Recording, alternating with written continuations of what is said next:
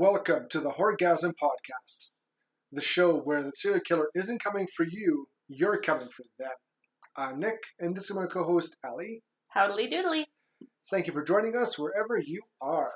Yeah, wherever you are. Wherever. Wherever. You are. Well, But we're here. we're here. And our victims are out there somewhere listening to this Yeah. awesome podcast. I haven't checked our geography. What do they call it when you look at the peoples that do the listens? Location. No, like your viewers. You can look at like... I know what you mean. Yeah, I looked yeah. up too because it's kind of cool how we got a few more from France, Fun. England. Mm-hmm. We got our usual, UK. Well, it's just Britain. We got some comments on our YouTube videos. What? Yeah, nice comments. Ooh.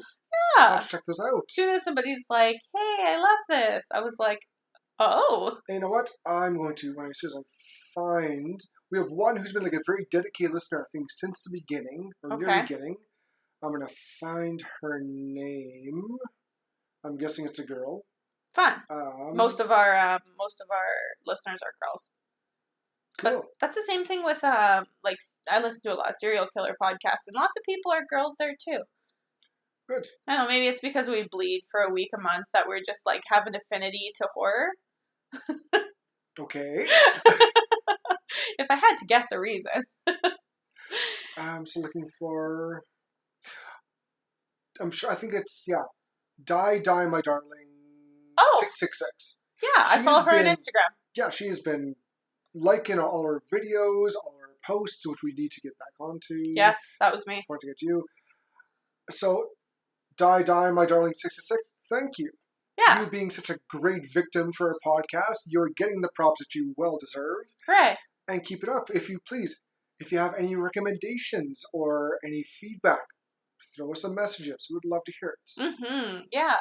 Yeah, she does watch a lot of horror movies because I follow her on Instagram. I go through and like people's stuff on Instagram. And yeah, lots of the Instagrams that we follow are obviously our horror ones. But they're really cool. Like, there's just so many different facets out there that I love. Oh, yeah. There's just like something for everybody. Yep. That's why, like, last night I watched, I was telling you, I watched Orphan, and then I watched The Haunting. And then I watched... You watched the old... Poltergeist. Yeah. It was just like a little bit of everything. Yeah. Lots of creepy kids, some possession. And some viewers who watch horror, maybe there's certain ones they don't like. Like a friend of mine, she does not like zombie movies. Those scare her, so she avoids them. Fair enough. But she loves Evil Dead. Yeah, it's just kind of funny. Not so much zombies, but... It's like a weird kind of zombie movie. Yeah. What do you really call them? They're not bad, or they're deadites. They're just demon-y things. Not really a zombie, but kind of in the same vein almost. Yeah. They're related. Yeah, more or less. Right. I would say so. Yeah. They kind of come back to life. But yeah, kind of as like hallucinations almost sometimes. And well, the first one, his dead girlfriend. After he chops up, comes back. Yes. Does the half-naked zombie dance. Woohoo. And just kind of pranced off into the woods in full claymation or stop motion. We have to watch that again. That was good. Oh. We will. We'll do 1, 2, and 3. We'll even throw in the... for those, we'll do a month of it. We'll do the remake, 1, 2, and 3. Mm-hmm. And our Talking Chops will be the seasons of the TV show. Perfect. I love that. Yeah, the TV show's actually really good too. I think I've talked about it before. It's a good... And they're doing another one. They are totally... Bruce Campbell, Sam Raimi, they're all aboard to do another Evil Dead movie. Now, is it a continuation? Is it a reboot? Is it... I don't know. But Bruce Campbell's involved, so I'm in. Yeah, absolutely. Yeah, I love. Yeah, they're all awesome. I'm totally in for whatever they do. They're always just fun. Like, while they do have some sort of heavier concepts sometimes, like even in the TV show, it's always fun. Yeah. Like, he's always telling. Oh my god, it's too late for me on Monday. He's always, cuts attention with some sort of stupid joke or makes like a really bad taste joke. And you're just like, there he is. There's Ash. Yeah. Not allowed to have a serious moment. He has a few, but they don't last. Never. They get changed. They get kind of taken over by his... For sure. Satirical wit and jokes. Which I don't hate. No. At all. That's what makes him, Oh, yeah. That's a character. Yes, exactly. Like, again, like the first movie, kind of... He's a little more serious. Mm-hmm. And then second, third... and in the series, he just slapstick. Ridiculous. And it's so ridiculous. But that's the character. That's the evolution of the character. The remake was a lot more serious. A lot more... Yes. A lot more serious. Went back to the gore and the blood. Yes. And, they made it less comedy, a lot less comedy, a lot more focus on the horror, like the first one. So. But it was good, though. That one we've already watched. Yeah, but it was good. Since we're already kind of in talking shop, also the new trailer, brand new for the remake of Candyman. Yeah, by Jordan Peele. Yeah. Yeah, oof. It's going to be good. I'm good. Super sold on the trailer. And the, I got laughing. It starts off with 4 or 5 white girls in the bathroom. High schoolers. Yeah. And they do the Candyman. And black girl goes into the bathroom to cry or something. I'm not sure. And I'm thinking, this is so token white girl. Mm-hmm. How white girls are seen in the media. Yes. They're doing stupid stuff. Yeah, like Valley Girls almost. Yes. Yeah. The trailer looks great. Mm-hmm. They stick to the African American origins of the character. They didn't change that up, which I don't know why they would. It looks good. I've heard, I don't want to spoil anything, because I heard there's a connection to the very first one. Right. I'm not going to say what. I'm going to wait till I see the movie itself. But, like, the kills look good. Yes. It looks scary. Mm-hmm. The very first one, when we watched it felt more like, almost like a documentary. Sure. It was tame, in my view. This one looks like they kind of step up the kills, make it a little more gory. Yes. Which in this day and age you need to. You do. Because it's the Candyman, the original one that we watched, I don't think would have held a flame anymore, unfortunately. Like, kind of, but it's not scary enough. It's not. There's not enough gore. There's not enough nudity, any of that. No. So, which is too bad, but that's just how it is. Also, super random, when I was watching The Haunting last night, in the very first scene, when Nell is getting kicked out of her apartment, like the old lady she used to watch, the woman kicking her out of the apartment is the main character from Candyman. The blonde chick. It sure is. Because I was like, that's exactly what I said. I was like, because the reason I knew is because you look like Scully. And I'm like, but you're not Scully. But you're from Candyman. So I looked it up, and sure enough. It's been a long time since I've seen The Haunting. Like, yeah. I think when it first came to DVD, I'm like, ooh, what's this? And I watched it, I'm like, ooh, spooky. And that was it. Yeah, it was fine. It was, the ending was really good. It felt a little bit like The Haunting of Hill House. Like, they used the same character names. And they had a few of the same, character patterns, sort of, as The Haunting of Hill House. Like, Nell is the weird kind of younger one, and Theo is the bisexual, one who's kind of a little loose and dresses more provocatively and stuff like that. And Luke is like the crazy younger one, sort of. I think in The Haunting of Hill House he has a drug problem, but yeah, the characters kind of were shaped the same, except in The Haunting of Hill House, like on Netflix, the TV show. Yeah. They're all siblings. So that's the only But it was fine. I love Liam Neeson, so. Oh yeah. Who doesn't? They're really, really good. And if you don't, he will find you. He has a certain set of skills. That's funny. When I watched The Haunting, it was immediately popped up. It's like, you should watch Taken. Taken 2. Taken 3. I'm like, what? Why? Just because it's one character. Jeez. And then after I was done watching that, then Poltergeist was recommended because I have this Starz subscription on Amazon right now because you get 30 days free or whatever. Yeah. So I was like, let's crush all the horror movies I can on this certain channel in quotations. So Poltergeist was next. And it was good. I liked it. It is. The remake is also not bad. Okay. It doesn't have what would you call not the flavor, but the originality, like the feel as the original. Plus, it helps to have actual dead bodies in the original at the end. Yes, yeah, it was crazy. It just looked really real, and the terror on the kids' faces and stuff was real. Like they looked scared. Everybody always looked scared, and that's what I think the remake was less favored because I think it was more modernized. And sure. When did it come out? Ooh. 2017, 2016. Okay. Oh, so just. Oh yeah, it's pretty recent. Interesting, because this the original one was 1982, so that's quite a gap. Yeah. Interesting. Nice. Yeah. I really liked it. I thought that one probably of the three I watched, but Orphan was so fucked up. I've heard good things. I haven't seen that. It was really good. Well, I have the Starz subscription, I think, for another 2 weeks, so you should. It was on Netflix. I'm pretty sure it is on Netflix. Yeah. It was really messed up, though. I heard it has a sequel, and the sequel is nowhere near as good as the first one. Sure. Yeah. Huh.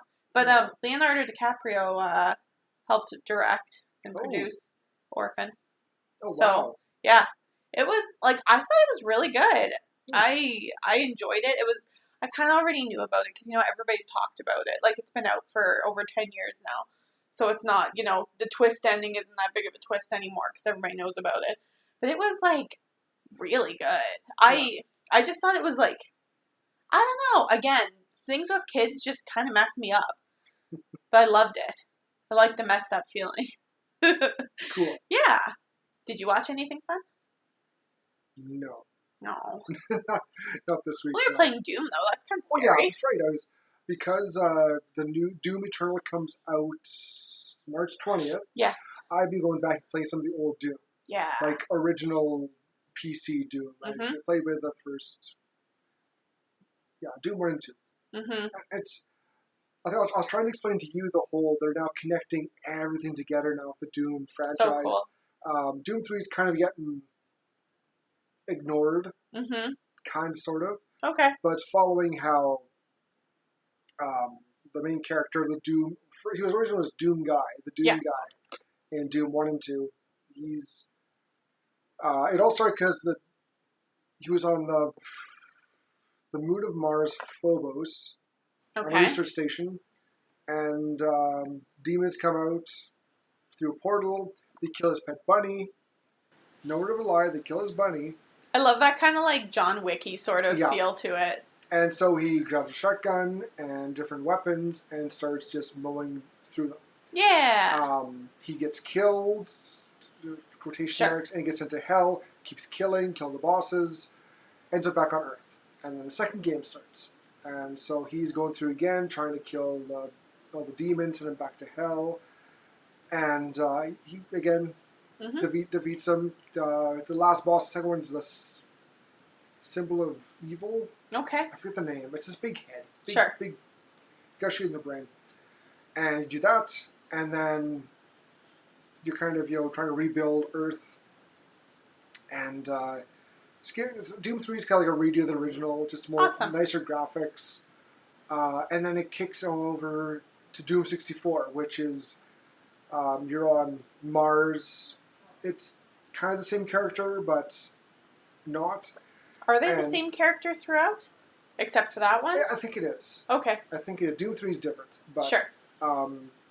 Again, you go through Mars, go to Hell, and this time you stay in Hell. Oh, okay. To keep fighting the demons and just kick their ass. Nice. And then the newer one, 2016 came out of Doom, which, beautiful game. Really went back to the original. They got, it's very gory. I love that game. It is so much fun. And they kind of give, as you play, you come across runes, which give you more backstory if you do the Doom Slayer. You change from Doom Guy to Doom Slayer. Yeah. And it kind of, when he's in hell after Doom Season 4, you get joined up with this brotherhood called the Sentinels. Mm-hmm. And basically these lay waste to hell. Yes. And they all get killed, but Doom Guy gets trapped. They take his armor, throw him in a sarcophagus, and that's where the Doom 2016 kind of picks up. I see, yeah. Yep. Because they're doing the whole getting energy from Mars, something like that. One of the researchers has this big cult thing with hell and demons. Right. So she releases all the demons. It's spoiler territory now. And yeah, it's kind of how the game goes. You just kill. Sure. And then Doom Eternal is coming out soon, and that's kind of picking up where that left off. Okay. And Earth is again now hell zone. Sure. And you're got a little base. You got a BFG 10,000. Awesome. Huge gun. And yeah, it just kind of picks up where it left off, and more backstory. It looks great. It looks so much fun. I think they're just always such fun games. Like, I just, you don't even have to have that big of a backstory. It just, you can have some, and I get that that's what they're trying to do, but I hadn't played the original Doom games and like since they came out, basically, probably watching you when I was very wee. And I just had fun playing the new one, because you just run around and you just shoot things. Yeah. And it's awesome. And sometimes when you're having a hard day at work, you kind of need that. I'm just saying. You got to take a chainsaw to a couple of demons and imps. Right. Oh, yeah. It just makes you feel better. It helps. Yeah, so I'm excited for that too. Yay. And I'm sure I'll talk more about when it comes out. Yes. It looks fun. And there's there's two Doom movies.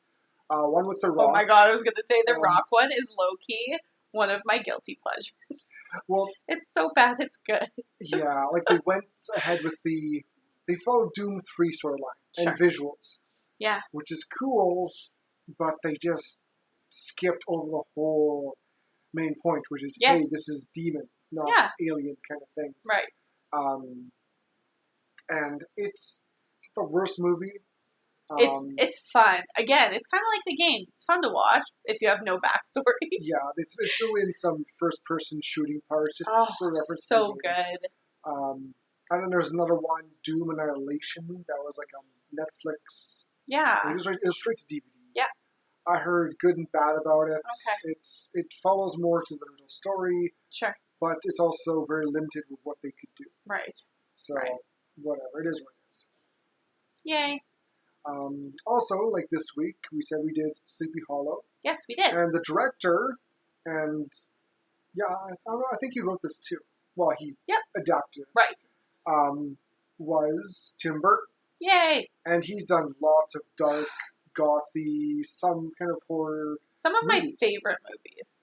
Lots of them starring Johnny Depp. I'll throw a quick, the more gothic horror list. Beetlejuice, 1988. Yay. Edward Scissorhands. Yay. Not so much horror, but drama. Drama, yeah. Kind of dark kind of horror. Kind of thrillery, I think. Yeah, he also did the two Batman movies. So good. Mars Attacks. Oh, I didn't know that was Tim Burton. Yep.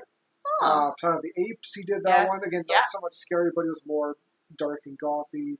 Corpse Bride. Love. Sweeney Todd. Love. Dark Shadows. Love-ish. Frankenweenie. And of course, Sleepy Hollow. Nightmare Before Christmas. Sorry, it's just one of my favorites. It's when I think of Tim... He didn't direct it, though. Well, it's Tim Burton's A Nightmare Before Christmas. I'm pretty sure he had a hand in it. I was surprised on this list. I'm really surprised. It is one of my favorite movies of all time. I'm not one of those creepy girls who, sings about it and stuff and, fantasizes about it, but I love it. I love it. It's just, I don't know. I think everybody identifies with, Jack Skellington or Sally at one point in their, emo life. You know what I mean? Oh, yeah. Everybody feels that. It was a huge hit. Everyone loved, and still do love, The Nightmare Before Christmas, and there's talk of a sequel or prequel, and have it more live action. Ooh. That's rumor talk. I have no clue. I will give my money to Disney forever, so I don't care.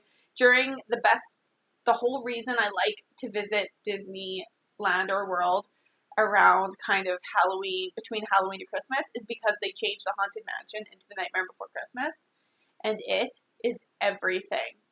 It's amazing. It's because Jack Skellington is there with, what's his dog's name? Zero. And, it's just adorable. And all the characters are there. It's just amazing. Cool. I love it. Haven't been there for that, but maybe one day. Worth it. Well, since we're talking Tim Burton, I think we should get into Sleepy Hollow. Let's do it.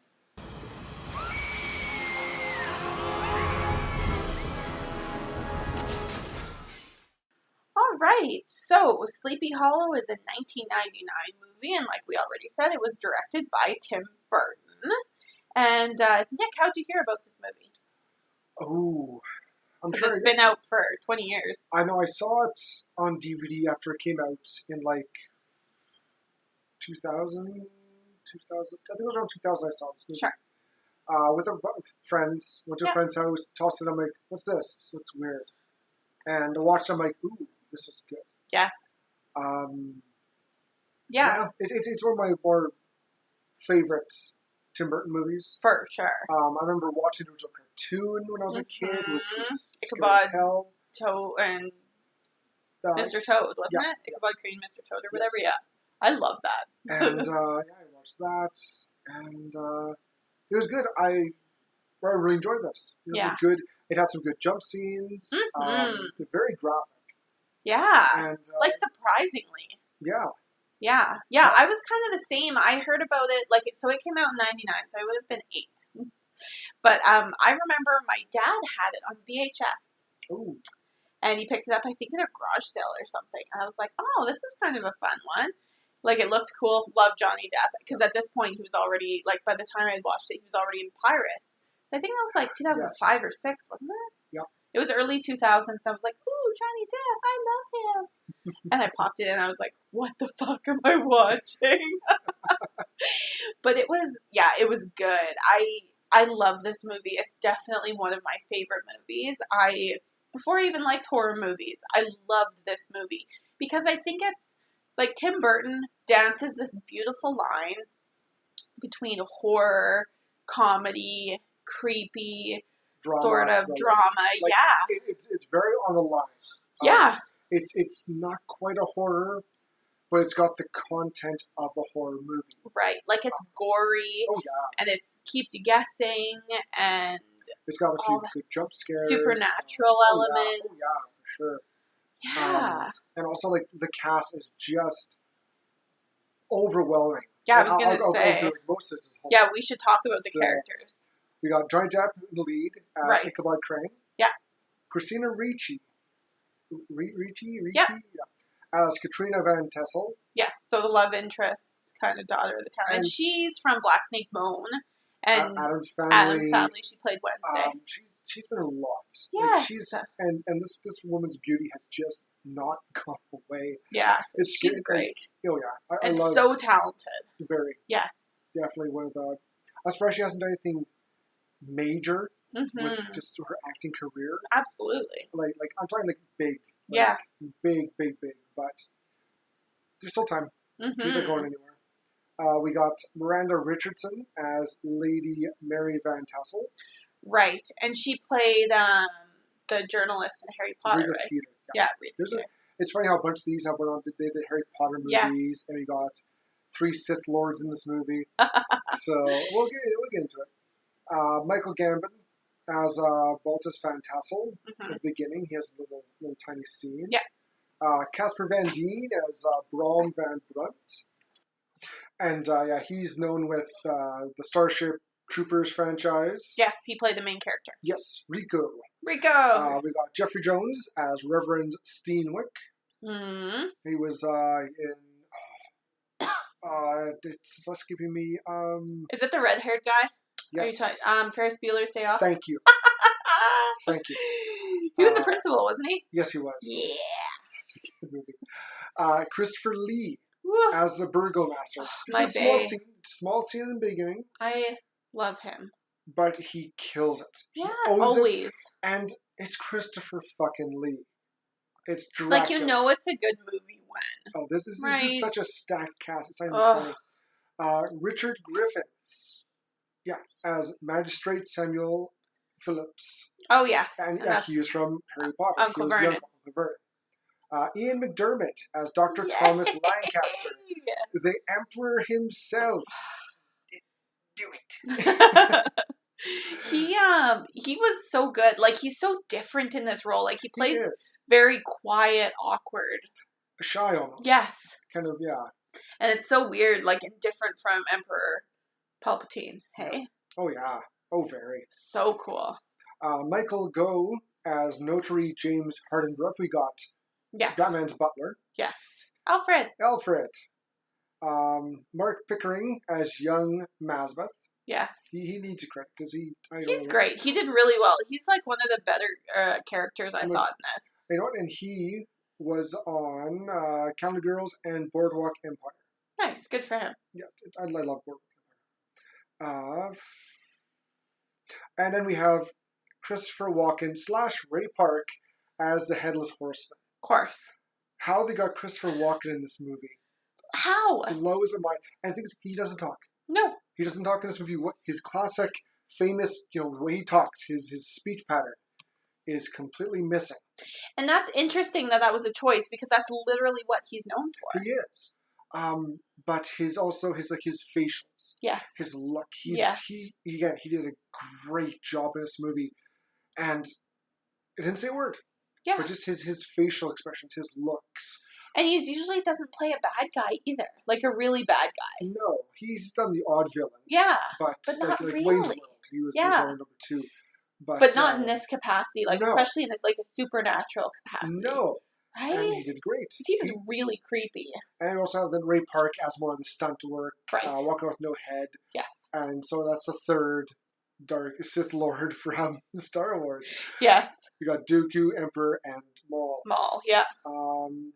And last but not least, Martin Landau as Peter von Garrett. And he's known for the Dumbledore? No. No? Nope. Are we talking about Dumbledore? Yes. I'm sure we did. We must have. Did I miss him? I don't know. Dumbledore's in this. New Dumbledore, not from the first two, from the last. Michael Gambon. Okay, yes, I might have missed him. That's okay. There's a lot of characters in this. There is. And I don't even know how we're going to go through the review, fully, because there's just so many characters. Yes. Spoiler alert. As I rip our headphones off our ears. Yeah. It's how... I also think of most of these have been in different movies done by Tim Burton. And, almost every character has been in a Tim Burton movie. For sure. So absolutely. It's similar, like we said before, to Adam Sandler. He's got his guys. Yes.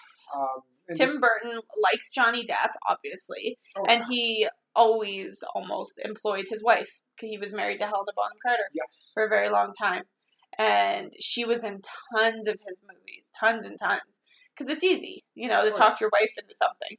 Or talk somebody that you've acted it's very with. Similar to Rob Zombie. Exactly. His directing. Exactly. His hiring for his cast. Yeah. He's got the guys he knows that can pull it off, and he also has his wife, because why not? To Sherry Moon, why not? Yeah. She's cute. So throw her in. Well, let's get into this plot here. Woo. It starts off in 1799. We got some dead guy floating in the water. Yes. They fish him out, and Johnny Depp is Ichabod Crane. Yes. He kind of defends, because he drowned. Case closed. He's like, no, there's more to it. What if he was killed before? Yes. And the guy who's, he's like the warden. He's like, you're saying it's bullshit. He's dead. Yeah. And he's like, well, I want to do these different. I want to examine. He's like, what? It's terrible. doesn't happen in civilized people or community. We don't do that here. Yeah, that was a thing back in the day where like they thought it was basically desecrating the body to do an autopsy. Yeah. Yeah, it was very, very frowned upon. Very. So he gets, Crane gets summoned to Christopher Lee, and he tells him, I heard you're doing some weird stuff. There's 3 murders up north. Mm-hmm. Go check it out. And it's like they're basically sending him away because he's different. Yeah. He's very different. He's an orphan. And very different views and ideas. Yes. Newfangled ideas. Yeah. God. And, we also see the first kill of the Headless Horseman. He kills older guy. He's in the carriage, kind of getting away quick. Mm-hmm. Kills the driver, and then kills him. Yes. And so we're now in Sleepy Hollow. Woohoo. And Crane kind of arrives. And he's checking out the place, and he's talking, and just kind of getting to know the people. He walks into like a party, basically. Yeah, he's introduced to all the people, like the 4 elders. And yes, and Christina Ricci walks right into the middle of like a game she's playing, and she gives him a kiss on the cheek, and it's all sweet and stuff, I guess. And he kind of has a little meeting, and he thinks, it's a killer, some crazy guy. Like, no, it's the Headless Horseman. Yeah, it's Poppycock. Yeah, doesn't exist. And they give the story of the Headless Horseman, a Hessian mercenary. Yes.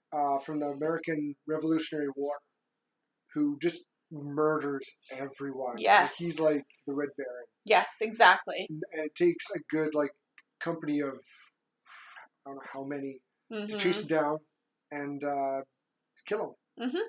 And during another little chase, being chased, his horse gets shot. He loved his horse. Yes. Daredevil was his name. And they chase him in the woods, and he comes across these 2 twins, little girls. And they're collecting wood, and the one kind of snaps the branch. Yeah. Which alerts the guys to where he is. Yeah. And they chase him down, and they fight him, and he kills a lot of them. Mm-hmm. And eventually they cut his head off and throw him in a grave. Right. And stick his sword in the ground, and that's it. Yeah, and also we find out that the one little girl who didn't run away saw where it's buried, and it's foreshadowing. Major foreshadowing. Yes. So Ichabod begins his investigation. He starts asking, talking to people, finding out what's going on. Yes. And there's a 4th victim gets killed. Yes. Jonathan Mazbeth. The father of... The older Mazbeth. Yeah, older Mazbeth. And so he basically, at the funeral, takes the boy under his wing, says, I'll need your help. Yes. And he gets told by one of the elders that there's 5 dead people in 4 graves. Yes. So he exhumes the bodies and is investigating and sees the one woman. Yeah, the widow. The widow was stabbed in the stomach for some reason. So he does an autopsy. A very bloody autopsy. And these are like the spots where it could have been really gruesome, but they make it very comical where like every time he cuts into the body, there's like a squirt of blood right in his eye. Right. Yes. He just gets drenched. And so this scene where like he's literally dissecting a dead woman could have been horrible, but it's hilarious. So they show him getting squirted in the eye a couple times, and then he comes out like a few minutes later, and he's just covered head to toe in blood. Yeah. And they're like, what did you do in there? And he's like, well, I determined that she was pregnant. Yeah. We knew that. Yeah. Surprise. So the widow was pregnant. WTF. Yeah. Who's the father? That's a good question. So after his little announcement that she was pregnant, yes, the guy told her, Philipsy, he takes off. He's like, I'm out of here. Fuck this. And he gets killed. Yes. Right in front of Crane. Yes. Yeah, he's like, he's ready to take off. So he's like trying to get the heck out of Dodge. Crane's just coming after him and being like, well, you're the one who told me that there was 5 bodies in 4 graves. So who's the father? Who's the father? And then we see the Headless Horseman galloping up, and they're like, oh boy, here we go. And then he's like running away, and he just Yep, loses his head. Loses his head. And it rolls down, and Ichabod's sitting there with his legs apart, and the head rolls right between his legs, and the horseman gallops up to him and stabs it from between his legs. And takes rides off. Yep, and gone. Yeah, and Ichabod faints, which he does every 15 minutes or so in the movie. So. Yeah, he faints, and it's funny because he's in his room in his bed, just shivering, terrified. Yes. You know, he didn't believe it. He believed in science and realism. He was a headless horseman. Yeah. It's real. He's real. Like, yes, we told you. Yeah. Yeah, they're completely unbothered by it. They're like, yeah, like, obviously it's him. We told you it was him. No shit, Sherlock. Yeah. And so they assume he's going to leave because he's terrified. Yes. He has a bit of a come to Jesus moment, like, okay, I got to do this. Yes. And a little bit of backstory for him, too, when he's knocked out, when he's sleeping. He sees his mom, and she's different. Yes. Kind of like him. And we see her being led to a room with a red door, and he wakes up. Yes. And he kind of paces a bit, kind of thinks. He's like, you know what? I can do this. Yeah, I got this. So he tells he kind of announces, I need some help to come find. I need someone to go into the woods with me. Who's coming? Yeah. No one agreed. Yeah. They just look at him like he's crazy. And then the young Masbeth. Yeah. And Katrina. She shows up. Yeah. So they go and they stoop around. And they go to him and young Masbeth go to the witch's house, right? Yes, they find the crone, the witch, in a cave. And she kind of really reveals the location where the heartless horseman's grave is. Yes, and this is one of the creepier ones. Like one of the scenes that used to scare me watching it. Now it's kind of like comical. Yeah. This got me when I first saw when she kind of chains her up. She's going to commune with the dead or something. Yeah, or be possessed by it or something because she she puts shackles on her wrists that are connected to the wall, and she tests that she's far enough away from him at the table. Test well because she gets right onto him. Yeah. Too. Yeah. And she's like, be quiet, it's coming. He's like, what's coming? She kind of passes, she kind of blows her head. He's like, Mom. Yeah. And she springs up and her eyes bug out and a snake becomes her tongue. Yes. And I'm like, when I first saw it, I'm like, oh fuck. Yeah. Oh my god. It's super creepy. Yeah, it's like one of the few jump scares in this. There's two of them. I think two. I'd say two in this movie. And, I agree. So he before that he kicked. She kind of kicked the young boy out. Yeah. After that, he storms out, grabs the boy, says, "Let's go." Yeah. And he's like, "What? Why? What happened? We're leaving. We're leaving." Yep. Nothing to see here. No. And then someone come across Katrina. Yeah. And he's gonna shoot her because he thought she was the headless horseman. Yeah. And they go and all three of them go and find the tree of the dead. Yes, exactly. And another funny scene. He takes a hatchet, starts hacking away the tree. Yeah. And blood is just squirting onto his face again. I was saying to Nick, I was like, could you imagine if it was your job to just sit there and just squirt blood in Johnny Depp's face? Yeah. I think I'd enjoy that. Yeah. So they basically, when they're digging or chopping the tree, they find heads inside. Yes. And so he's like, we gotta dig. Mm-hmm. So they dig up the corpse. Yeah. They found the body, but no head. Right. So he's like, well, okay. Someone took the head, and now whoever has the head is controlling the headless horseman from beyond the grave. Right. And as we're doing that, the horseman jumps out of the tree, like where he was chopping away, and rides off. And when he's chopping away, he gets into it, and all of the heads of the dead people come out. Yeah. Yeah. Did you say that? You probably did. I did mention. Oh yeah, there's a bunch of heads in the tree. Yes, so all the dead people. It's just that was one of the parts that got to me because I was just like, heads, because they're really good. The models that they use, the Christopher Walken one, is amazing that they use for him, because I don't know, it's just I can't believe that it's 1999. That this movie came out. It's not CGI, it's all practical effects. Yes. And they are fantastic. Which we preach about forever on this podcast is practical effects. Practical over CGI any day. Any day. Ugh.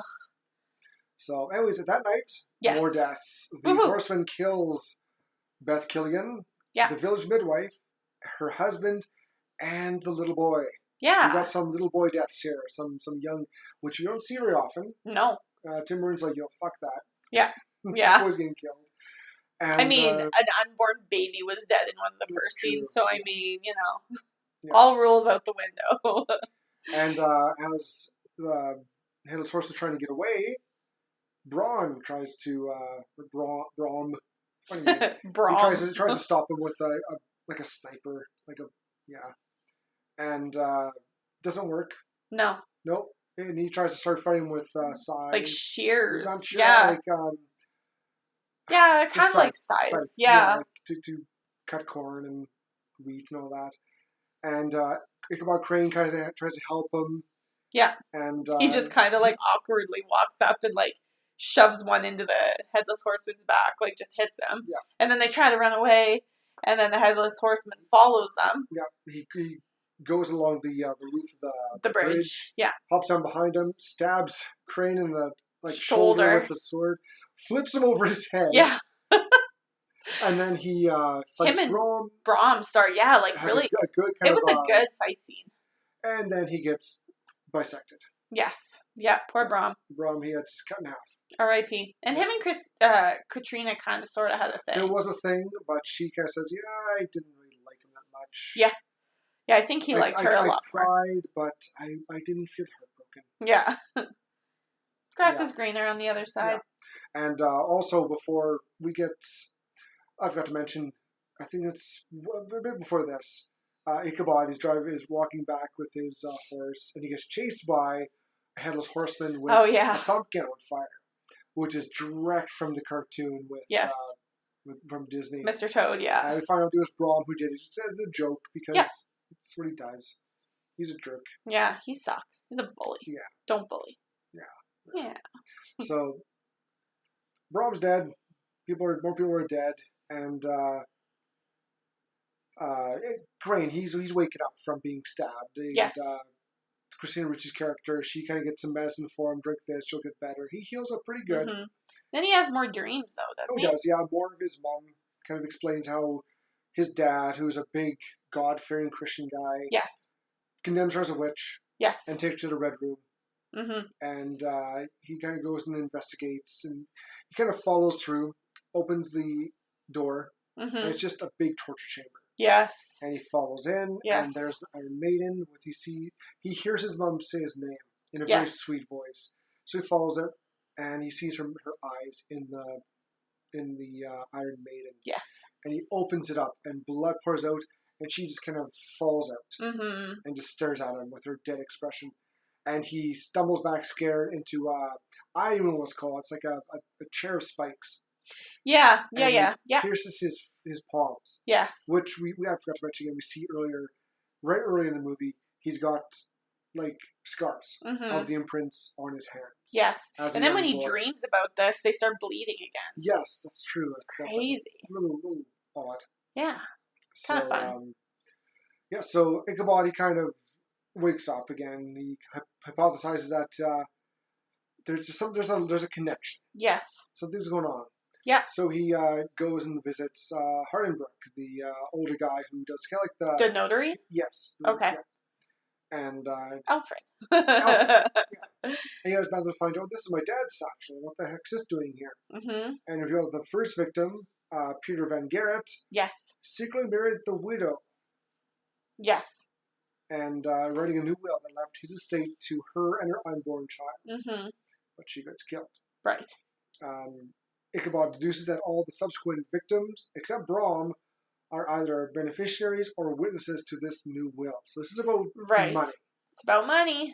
Yeah.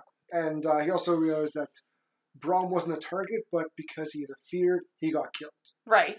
Which, he's kind of figured out when he's in his hysteria, he's telling Katrina and Brawless or whatever, he's like, he wasn't after Braum and I. I tried to stop him, but he's going after assigned victims. Yeah, he gets picked targets. He's exactly. After, and that's it. Because Braum, Braum tried to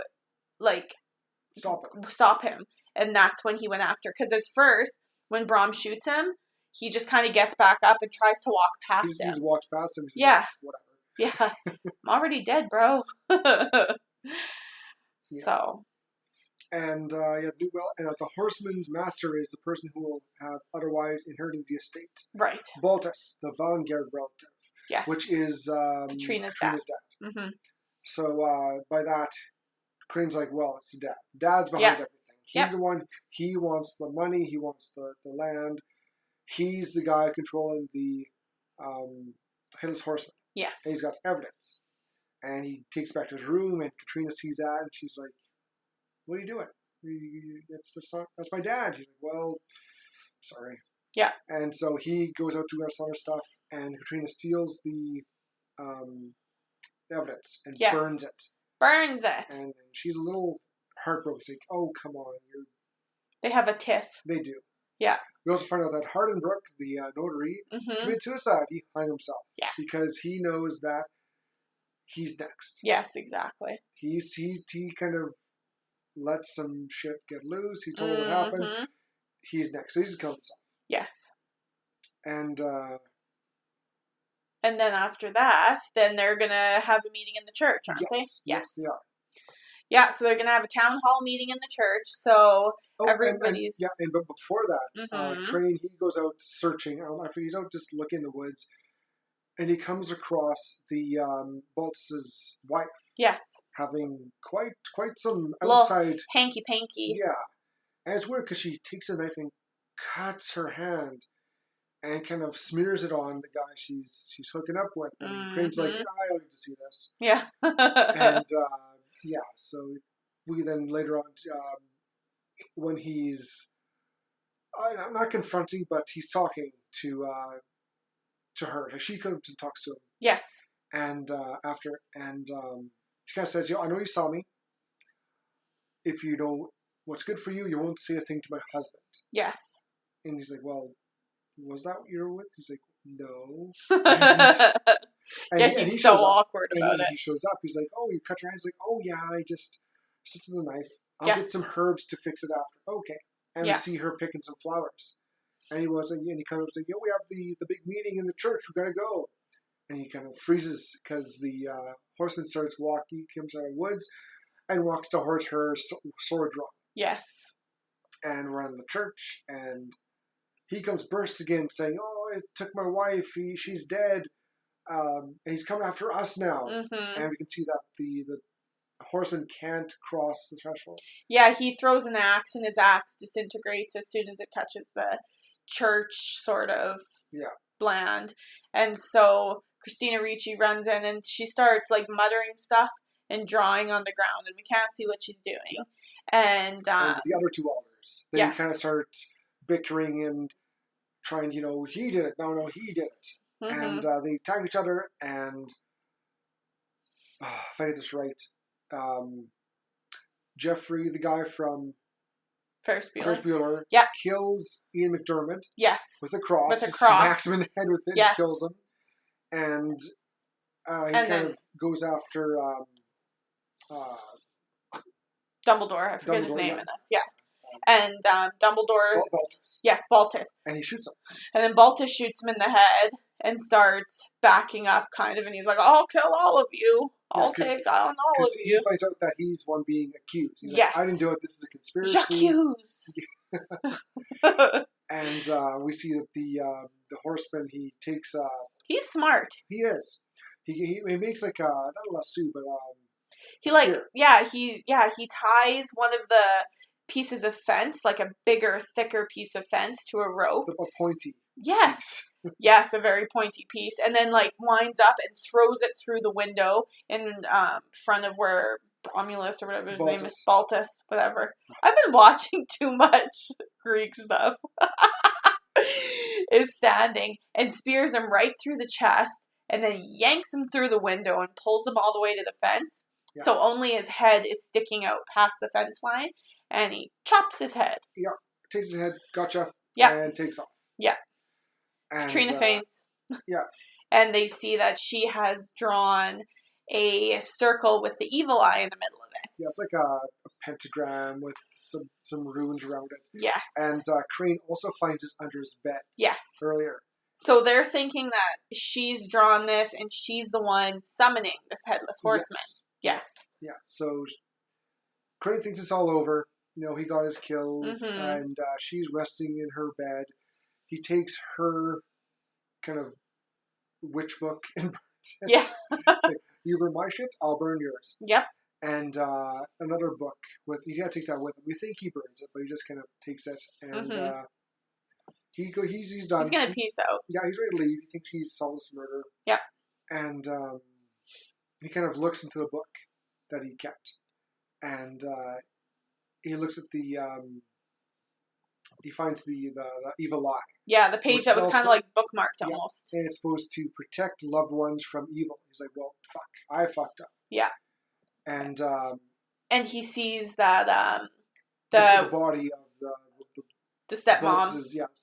Yeah, and so he sees that there's a cut on the hand. So he goes to runs to check, and as he's looking, he notices that the cut was actually made post-mortem. So there's no clotting, no nothing like that happens when somebody's alive. So this cut was made after she died. Yep. So it wasn't the stepmom. So then we cut to Katrina, and she's kind of in her house, and she's sad. Yes. Her dad's dead, her mom's supposedly dead, and her stepmom. Yeah. And Crane left. And her stepmom's going to walk in. She's like, oh, why are you alive? She's like, surprise! Surprise! And then she's like, well, how did you not die? And she's like, well, you see, your maidservant Sarah, I killed her. Yeah. I cut her hand. She basically filled in for me. Yeah.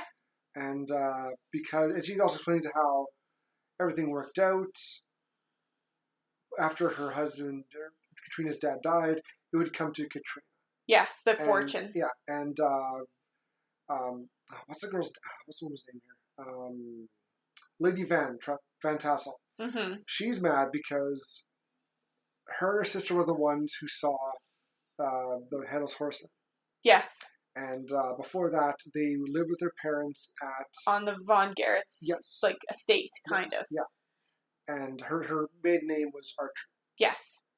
And the owner was the first guy who got killed. Yeah. And basically, her dad died and kicked him out. Yes. And then her mom died a year after, and basically her and her sister, who were like maybe 9. Yeah. They kind of had to survive on their own. And their mom was a witch, supposedly, and she taught them all this kind of stuff. Yes. So it was fun. The crone is the twin sister. Yes. Who was also killed by her sister because she talked too much. Yes, because she helped Ichabod and Katrina in her little den. Yeah. And so she decided to off her twin sister. Yep. And after that, she explains that this is all for her to get the estate, the money, and everything. What's rightfully hers in quotation, she thinks. Yeah. Mm-hmm. So she knocks out Katrina and takes her to the windmill. Yes. To do some evil summoning. Deeds. Evil summoning and murderous plots. Yes. And so Crane, he kind of figures out what's going on, and he chases down to the windmill. Yeah, and young what's his face? It's not Macbeth. Mazbeth. He sees a light on in the lighthouse. So the windmill. So as soon as Ichabod gets back, he grabs him and they run to the windmill. And we see the Lady Van Tassel. She's now, her hair's kind of crazy and she's mixing stuff. And she has the skull. Yes, she's got the skull. Yeah, you can tell from the teeth because the teeth are sharpened. Yes. And basically, just as Crane and Maz would get there to help Katrina, so does a horseman. So they bar the door, they get her inside, and they go up to the top. Yes. And a little chasing ensues. The Van Tassel, she kind of takes off, and and ends up there's a fire, and the windmill explodes. Yes, exactly. And they kind of think, oh, we killed the horseman because he was trapped inside. Yes. Nope, you can't kill the undead. Yeah, Ichabod Crane says. We need to get the skull. Yes. So they go back to the tree of the dead. Mm-hmm. And a bit of a struggle over the skull. Horseman shows up and he's just about to kill Katrina, and good old Crane throws the head at the Horseman. Yes. And he grabs it and puts it on. He's like, oh, it's a very little rough CGI effect for 99. It is. For 99, it's kind of rough, but it's still really cool. It works. But this part creeped me out when I was a kid. Yeah, like his skull gets... The reanimation, kind of, yeah. All the blood vessels, all the muscles come back, all the hair, the skin, eyes, everything. Mm-hmm. And the head horseman is back to being a head horseman. Yeah, a headed horseman. A headed horseman. And, he basically, he's free. Yes. He's free to control. He's got his head back. And he scoops up Lady Van Tassel, gives her a very bloody kiss. Ugh. Because how? How did that happen? I think he just bit her tongue or something. He had the pointy teeth. Yeah. He's a bad kisser. Yes. And I think he recognized her too as one of the ones. Absolutely. So, yeah. And with her, jumps into the tree, killing her. He goes back to hell or wherever he's ended up. And, and that ends the Headless Horseman mystery. Yeah. And we end with Ichabod. He's back to New York with Katrina and young Masbeth. Yay! Just in time for the new century. Yeah, just in time for the year 1800. Yep. And they're going to live together happily ever after. Yes. Yay! And that was Sleepy Hollow. That was Sleepy Hollow. Such a good movie. Oh, it's so good. It's hard to even talk through it because the characters are like so underrated. Like it's just you can't do it justice just talking about it. You have to watch it. It's so good. It is. It's for those who are wondering, it's rated R. Yes. Mainly for violence. Yeah. There's a little bit of very, very rough sex scene. It's not even really a sex scene. It's just, there's Van Tassel and I think it was Phillips. Sure. Oh no, Phillips was no. It was the other guy. The redheaded guy from Ferris Bueller. But it's there's not, you don't even see anything. There's like some legs around. It's implied they're having sex, and then he kind of goes and kisses her stomach, and she cuts her hand. That's it. Yeah. The beheadings, like just the practical effects are really good. Well, I like how every beheading, there's no blood spouting out because the cut is cauterized immediately. Yes. So it's like a lightsaber. Yeah. Exactly. And it's a really well done movie. Yes. The effects are great. The kills are really good. Yes. It's a mystery, which I always love a mystery. They really do push you towards Katrina as being a lot of red herrings. Oh, yeah. And they kind of like don't even tell you why it's happening because you think, oh, yeah, like it totally could just be, Brahm in an outfit trying to harass the town, something like that. Like it could be anything. It doesn't have to be supernatural. No. So, but that's what I loved about it was that, and they did a good job of like explaining it. They do. Yeah. The music is great. It's very Tim Burton. So good. The music, same with the shots, the cuts. It just the atmosphere. Yeah. Oh, it's very, very. You can tell you're watching a Tim Burton movie because the atmosphere is just creepy. And he hits the era. Like the time of the movie perfectly. Yeah, it's really good. Yeah, definitely. I'm super biased. It's one of my favorite movies. So, yeah. Okay, then. By that, how would you rate this movie? I would probably. Here's the top search result. That's not Siri. What are you doing? That was unexpected. I would probably. So how would you rate this? I would probably rate it like a 3.54-ish. Like it's one of my favorite movies, but is it a great horror movie? Yeah. Like, it doesn't hold up as well nowadays. Like, just the CGI stuff, it's a little cringy sometimes. Like, where it scared me back in, 2000, 2001, does not scare me anymore. It's only the head reanimation scene. Yes. That's what CGI kicks in hard. And the scene with the witch when she's... Oh, yes. That's right. When before it scared me so bad. Now it's like, oof. Yeah. But, Like, even though it's not 100% a horror movie, I don't think, which we kind of sort of talked about. It's like, not. it is. Like, it's got the gore, it's got the mystery, it's got the atmosphere, but it's just not scary anymore. No. Like, maybe if you were watching it in a dark room with your friends or something, but even then. When I first watched it, that's how I watched it. Exactly. In the basement, lights are all off. After all, like, that was a good, creepy, kind of spooky movie. The couple jump scares, but is it a horror? No. Mm-hmm. But it's dark. It's got the gore for a horror movie. Yes. Yeah, I don't know. It's not horror, but it is. Anytime you have a happy ending in a horror movie, I question it. No one should be happy at the end of a horror movie. Every horror movie should end like Friday the 13th, #1. Yeah. You know what I mean? True. Yep. I just, as soon as you see like the heroine and the hero walking off into the sunset, you're like, no. Super glad for you. Glad everything worked out. I disagree with it. Well, the original book is very macabre. Yeah, macabre. Yeah. It's just dark. Yeah, absolutely. I give this a 4. Awesome, yeah, for sure. Because it was a very, very good movie. The effects are fan-fucking-tastic. They're so good, yeah. I love the effects. Like, some of these kills are better than the ones we've seen in other actual horror movies. And when he's, like, digging around in the older Mazbeth's, like, neck, and there's, like, the cockroach crawling out of it and stuff, like, that's creepy. Oh, yeah. That's creepy. Chopping up the tree. It's like flesh. The bark is just flesh. It has a great sound. Mm-hmm. Very sloppy. Just kind of this slurpy, sloppy. Squelchy. Yeah. My favorite horror. My favorite horror sound effect is squelch. Yeah, and all the like. We're coming to that soon. Like the Ichabod Killed the Flick. Yes. But the deaths are great. Yes. A lot of beheading. Yes. But I'll just go into the Ichabod Killed the Flick. Yes, absolutely. Brahm's death gets the Kill the Flick because he doesn't get beheaded. He gets bisected. Yes. He gets chopped in half. He like grabs him with his 2 axes and just does like slice.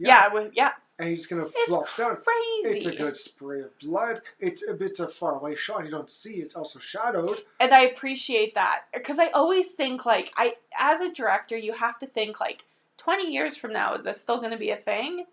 And it's like, it might still be hard to show. But if you do a faraway shot and you spray that blood, it's perfect. Yep. It's perfect. Instead of being a simple decapitation, yes, he gets sliced in half, and that's messy. Yes, and that's good. I love it. Fight. It ends very well. Yes. So that's Think About Kill the Flick, and just back to the kills. I love the kills in this movie. Yes. This is most of them decapitation. Are there other kills? How else did people die in this movie? Well, there was just basically the decapitation, the hanging. The hanging, we don't see that. No. The stake through the chest, which is very great. That was cool. Yeah. Yeah. That was about it. Yeah. Yeah. Probably the most graphic beheading was the sister. When she killed her sister. Oh, yeah. Yeah. That's a little more blood splatter. For sure. That was in contention for a Kill the Flick, but... I loved, though, when they do the beheading, they always do, like, close-ups on the head. Oh, yeah. And it's obviously a fake head, but it's not, obviously. It's such a great cut. Yes. You don't realize, it's fake. Yes. Like, it's some, like, Tom Savini level design. Yeah. They're so good. Yeah. Ugh. I really love this movie. It's so Everybody, please go watch this movie and tell us what you think if you love it as much as we do. Because it's just awesome. Very good. And next week, it's St. Patrick's Day. Yeah. So we're watching Leprechaun. That seems fitting. That seems Jennifer Aniston's breakout role. Her first role. Isn't that fun? I've heard it's, like, not amazing, and I'm so ready for it. As soon as somebody's like, oof, this movie's a little cringe, I'm like, so excited. I need that in my life. Have you seen it? Yeah, I've seen it. Oh, okay, and? It's good. Okay. I like it. Fun. It's very slapstick. And you got the great, what's his name now? The guy who plays the, Warwick, yes. The guy who played, Gizmo. Wicket. Wicket, the Ewok. Oh, I know. Yeah. Yes, he plays the leprechaun. He's the guy in the shoes. Fun. You'll like it. I know I will. I just, hearing people talk about it, they're like, oh, I don't know. It's kind of like this and that. And I'm like, those are all things I like. Like, I want it to be cheesy and ridiculous and almost, like, cringy to the point of being painful. That's all I want. Yeah. That's all I need. It's a great movie. You're going to enjoy it. I'm sure our victims are going to enjoy it yes. when they see it and listen to our review of it. Woohoo! It's a good. It's one of the more well-known franchises out there. Yeah, and I'd heard of it. Yeah, kind of just in passing. But recently there was a remake of it. But we'll get into more as we review it. Yay! But yeah. Yes, but for this week, we want to thank you all for joining us. This episode was brought to you by our executive producer, Ichabod, which got our namesake from this movie this week. No big deal. We hope you enjoyed your Horr-Gasm as much as we did. Please don't forget to rate, download, and subscribe. Also, like and follow us on Facebook at Horr-Gasm Podcast, Instagram at Horr-Gasm, Twitter at Gasm Horror, and YouTube at the Horr-Gasm Podcast. If you have a movie you'd like us to review, this is the best way to let us know. We hope to see you again next week because we have such sights to show you. Plenty of Horr-Gasms for you to experience. See ya. Bye.